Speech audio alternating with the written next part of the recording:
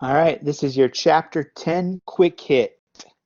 So this is a chapter on marriage and communication, looking at intimate relationships. So marriage relationships, how do we marry, why do we marry, and how do we communicate within those marriages. So Lisa and I have been married for 13 years, and we've had some great times, but we will be the first to tell you that it's not always easy, right? And sometimes marriage is a struggle, and sometimes we communicate poorly. Sometimes we fight. We but we push through. All right. So let's talk about the realities of marriage. Here's some things that I want you to know as you're reading through chapter 10. Things to pay attention to. First, like we talked about in chapter 9, we talked about how the number of single people in our culture is increasing. The number of single cohabitating people is increasing. The flip side of that is that we see marriage rates declining. Fewer people are getting married, more people are waiting longer before they get married. So I want you to be able to talk about how and why marriage rates in our culture are changing. Why have they changed? What do we expect them to do in the future? Those types of things. How and why are marriage rates changing? I want you to also focus on reasons why people get married.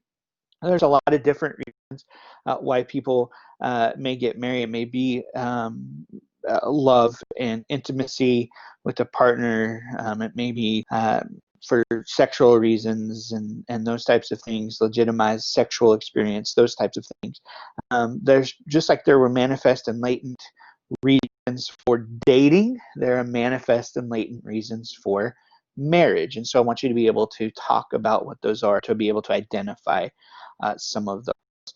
I want you to, again, look at what marriage looks like in all our culture versus what marriage looks like in other cultures, similar to what you looked at in chapter 8 with dating. I want you to be able to talk about marital success and how marital happiness and success and how an individual's own health are all interrelated. For example, there's pretty solid research out there that tells us that married couples are more likely to be physically healthier than their peers. And so just be able to talk about those. How are those things interrelated? I want you to talk about marital roles and what those are and how we come to identify what our roles are, and know that roles aren't hard and fast across a marriage. A great example of that is traditionally we have said in our culture that a wife in a marriage is the homemaker, right? The cook, the cleaner, those types of things. Well, what do we know about contemporary marriages? They that may not be the marital role, and so the couple has to come together to define what marital roles are. I myself am the cook in our family. If we let Lisa cook for our family, we would be eating a lot of macaroni and cheese and grilled cheese sandwiches and bowls of cereal. She doesn't cook, she doesn't like to cook, that's okay. I love to cook. It's one of my favorite things to do. I cook a lot, and maybe we'll cook for you sometime. But that's maybe a non-traditional role, right?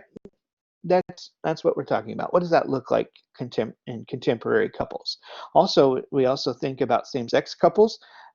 We can't just assign husband-wife role to same-sex couples. They have to define what does the marital role mean for each individual in that partnership, right? So describing how we come to establish those roles and negotiate those roles, be able to do that. Talk about how marriage changes over the life course. Lisa and I's marriage now, 13 years in, looks a lot different with 2 kids, one on the brink of middle school, one with a disability, than it did 13 years ago when we were just, you know, young and in love and it was just the two of us, right? So how does marriage change over the lifetime?